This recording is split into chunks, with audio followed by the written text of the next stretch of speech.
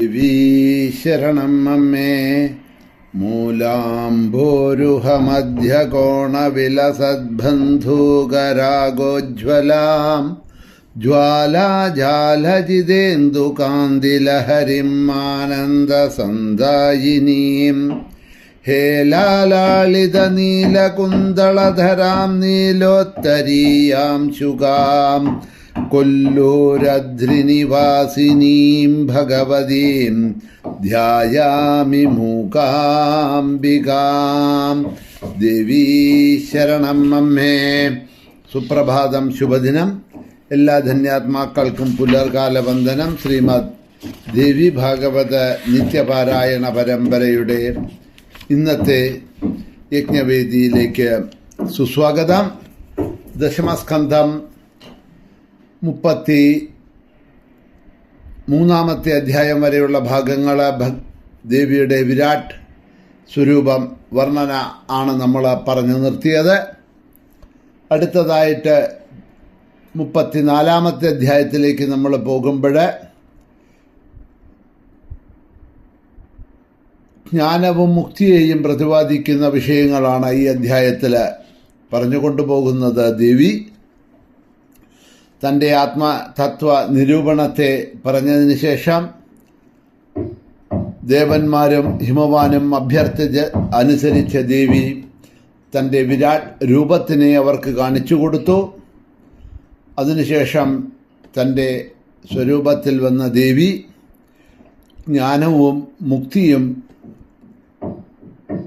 നേടാനുള്ള മാർഗങ്ങളെ അവർക്ക് ഉപദേശിച്ചു കൊടുക്കുന്നു. ഈ അധ്യായത്തിൽ ദിവ്യൗവാച ക്വയൂയം മന്ദഭാഗ്യാ വൈ ക്വേദം ശുഭം മഹാത്ഭുതം തഥാ വിഭക്തവാത്സല്യാദ് ഈദൃശം ദർശിതം മയാ.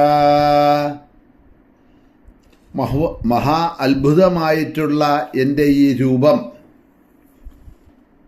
ഭക്തവാത്സല്യം കൊണ്ട് ഞാൻ ഈ രൂപം നിങ്ങൾക്ക് കാണിച്ചു തന്നു എന്ന് മാത്രമേ ഉള്ളൂ. അല്ലെങ്കിൽ സാധാരണ ആർക്കും എൻ്റെ ഈ രൂപം കാണാൻ കഴിയില്ല എന്നാണ് പറയണത്. ഭഗവത്ഗീതയിലും നമുക്ക് കാണാം, അർജുനന് തൻ്റെ വിരാട് രൂപം കാണിച്ചു കൊടുക്കുന്ന സമയത്ത് അതിനു മുമ്പ് ഭഗവാൻ പറയും, ഈ മാംസചക്ഷുഷുകളെ കൊണ്ട് ഹേ അർജുന, നിനക്ക് എൻ്റെ ആ രൂപത്തിനെ കാണാൻ കഴിയില്ല. അതുകൊണ്ട് ഞാൻ നിനക്ക് എൻ്റെ ദിവ്യ ദൃഷ്ടികളെ ഞാൻ നിനക്ക് തരാം. അതുകൊണ്ട് മാത്രമേ അതിനെ കാണാൻ കഴിയുള്ളൂ എന്ന് പറഞ്ഞ ദിവ്യദൃഷ്ടികളെ അർജുനന് കൊടുത്താണ് അർജുനൻ ഭഗവാന്റെ ആ വിരാട് രൂപത്തെ ദർശിക്കുന്നത്. അതാണ് ഇവിടെ ഭഗവതിയും പറയുന്നത്, അത്ഭുതമായിട്ടുള്ള എൻ്റെ ഈ രൂപത്തെ അങ്ങനെ ആർക്കും കാണാൻ സാധ്യമല്ല. നിങ്ങളോടുള്ള വാത്സല്യം കൊണ്ട്, നിങ്ങളുടെ ആഗ്രഹത്തിനെ നടത്താനായിക്കൊണ്ട് ഞാൻ എൻ്റെ ഈ രൂപം നിങ്ങൾക്ക് കാണിച്ചു തന്നു എന്നേ ഉള്ളൂ. വേദാധ്യയനം കൊണ്ടോ യോഗം കൊണ്ടോ ദാനങ്ങൾ, തപസ്, യാഗം മുതലായിട്ടുള്ളവയെല്ലാം ചെയ്തതുകൊണ്ടോ ഒന്നും എൻ്റെ ഈ വിരാട് രൂപത്തിനെ ദർശിക്കാൻ ആർക്കും കഴിഞ്ഞിട്ടില്ല, കഴിയില്ല. അതിന് എൻ്റെ കൃപ തന്നെയാണ് വേണ്ടത്. എൻ്റെ കൃപയില്ലാതെ കണ്ട എൻ്റെ ഈ രൂപം ആർക്കും ദർശിക്കാൻ കഴിയാവുന്നതല്ല. അതുകൊണ്ട് രാജൻ എന്ന് പറഞ്ഞാൽ ഇവിടെ ഹിമവാൻ, അങ്ങ് ഞാൻ പറയുന്നത് ശ്രദ്ധാപൂർവം കേൾക്കൂ. ഉപാധിയുമായിട്ട് ചേരുന്നത് മൂലം പരമാത്മാവ് ജീവാത്മഭാവം കൈക്കൊള്ളുകയും അങ്ങനെ ആ ജീവന് കർത്തൃത്വ ഭോക്തൃത്വ ഭാവം ഉണ്ടാവുകയും ചെയ്യുന്നു. ജഡമായിട്ടുള്ള ഈ ജീവൻ പരമാത്മാവ് ഇതിൽ വന്നു ചേരുന്നത് മൂലമാണ് ഇതിന് ജീവാത്മഭാവമുണ്ടാവുന്നത്, ചൈതന്യമുണ്ടാവുന്നത്, കർത്തൃത്വ ഭോക്തൃത്വ ഭാവമുണ്ടാവുന്നത്. എന്താ ഈ കർത്തൃത്വ ഭോക്തൃത്വ ഭാവം എന്ന് പറഞ്ഞാൽ?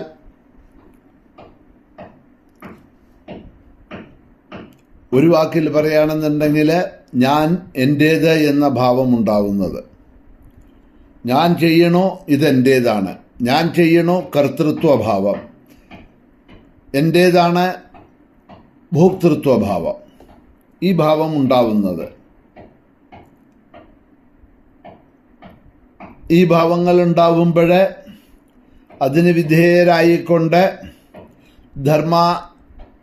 ധർമ്മങ്ങൾക്ക് നിദാനമായിട്ടുള്ള പല പല കർമ്മങ്ങൾ ഈ ജീവാത്മാവ് ചെയ്തു കൊണ്ടുവരുന്നു. അങ്ങനെ ആ നാനാവിധ കർമ്മങ്ങൾ ചെയ്യണു. അതിൽ ഞാൻ ചെയ്യുന്നു, ഇതെൻ്റേത് എന്നുള്ള ഭോക്തൃത്വ ഭാവം വയ്ക്കുന്നതിൻ്റെ ഫലമായിട്ട് ആ ചെയ്യുന്ന കർമ്മഫലങ്ങൾ അനുഭവിക്കേണ്ടതായിട്ട് വരുന്നു. അതിനെ അനുഭവിക്കാനായിട്ട് നാനാ യോനികളിൽ ജനിക്കണു. പശു, പക്ഷി, മൃഗാദികൾ, മനുഷ്യൻ, ദേവൻ, അസുരൻ, രാക്ഷസൻ, ഉരകങ്ങളെ എന്തു വേണമെങ്കിലും എടുക്കാം. മരങ്ങൾ, സസ്യങ്ങൾ, അങ്ങനെ പലതും എടുക്കാം. അപ്പം അങ്ങനെ പലതായിട്ട് ജനിക്കേണ്ടതായിട്ട് വരുന്നു. അങ്ങനെ ജനിക്കുമ്പോഴും എന്താ ഉണ്ടാവുന്നത് എന്ന് ചോദിച്ചാൽ കർമ്മവാസനകൾക്ക് അനുസൃതമായിക്കൊണ്ട് കർമ്മങ്ങൾ ചെയ്യേണ്ടി വരുന്നു.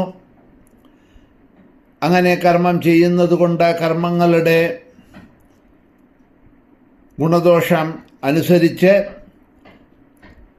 നാനാവിധമായിട്ടുള്ള ദേഹങ്ങൾ സ്വീകരിച്ച് അതിലൂടെ സുഖങ്ങളും ദുഃഖങ്ങളും ഈ ജീവാത്മാവ് അനുഭവിച്ചു കൊണ്ടുവരുന്നു. ഇങ്ങനെ ഒരു ക്ലോക്ക്, വാച്ച് കറങ്ങുന്നത് പോലെ ജനിച്ചും മരിച്ചും കൊണ്ടിരിക്കുന്നു അല്ലാതെ ഒരു വിരാമം ഒരിക്കലും ഉണ്ടാവണില്ല. ഇതിനുള്ള കാരണം അജ്ഞാനമാണ്. ആ ജ്ഞാനം കൊണ്ടാണ് കാമകർമ്മങ്ങളെല്ലാം ഉണ്ടാകുന്നത്. അതുകൊണ്ട് അജ്ഞാനത്തെ നശിപ്പിക്കാൻ മനുഷ്യരെ പ്രയത്നിക്കണം. അജ്ഞാനം നശിക്കുന്നത് എപ്പോഴാണോ അപ്പോഴാണ് ഈ ജന്മസാഫല്യം അഥവാ മുക്തി എന്നുള്ളത് ലഭിക്കുന്നത്. അജ്ഞാനം നശിച്ചാലേ